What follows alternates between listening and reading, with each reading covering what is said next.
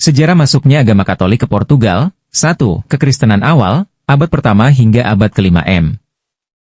Kekristenan pertama kali tiba di Semenanjung Ibria, yang mencakup Portugal modern, pada abad pertama Masehi, kemungkinan dibawa oleh para pedagang dan misionaris dari Kekaisaran Romawi. Pada waktu itu, wilayah Portugal adalah bagian dari provinsi Romawi yang disebut Lusitania. Selama periode Romawi, agama Kristen mulai berkembang di kalangan penduduk setempat. 2. Periode Visigot, abad ke-5 hingga abad ke-8 M. Setelah runtuhnya Kekaisaran Romawi Barat, Ibria, termasuk wilayah Portugal, dikuasai oleh suku Visigot yang telah memeluk kekristenan. Gereja Katolik mulai berperan penting dalam kehidupan masyarakat, meskipun pada awalnya Visigot menganut Arianisme, sebuah sekte Kristen. Namun, pada abad ke-6, Raja Visigot Recaredo beralih ke Katolikisme, yang kemudian menjadi agama resmi di wilayah tersebut. 3. Penaklukan Muslim dan Reconquista, abad ke-8 hingga abad ke-12 M. Pada awal abad ke-8, Semenanjung Ibria ditaklukkan oleh pasukan Muslim dari Afrika Utara. Wilayah yang sekarang dikenal sebagai Portugal berada di bawah kekuasaan Muslim selama beberapa abad, meskipun beberapa daerah tetap mempertahankan komunitas Kristen. Selama periode ini, terjadi apa yang disebut Reconquista, yaitu usaha umat Kristen untuk merebut kembali tanah Ibria dari Muslim.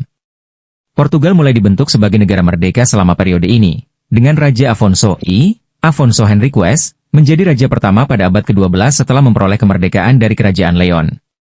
4. Pembentukan Kerajaan Portugal dan Gereja Katolik, abad ke-12 hingga abad ke-13 M. Dengan pendirian Kerajaan Portugal pada abad ke-12, agama Katolik menjadi identitas penting dalam kehidupan politik dan sosial negara tersebut.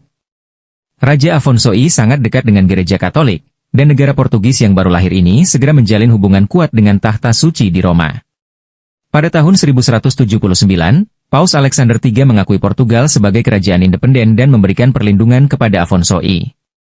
Selama abad ke-12 dan ke-13, Portugal juga aktif mendirikan berbagai biara dan gereja, serta mengirim misionaris ke wilayah-wilayah yang dikuasai.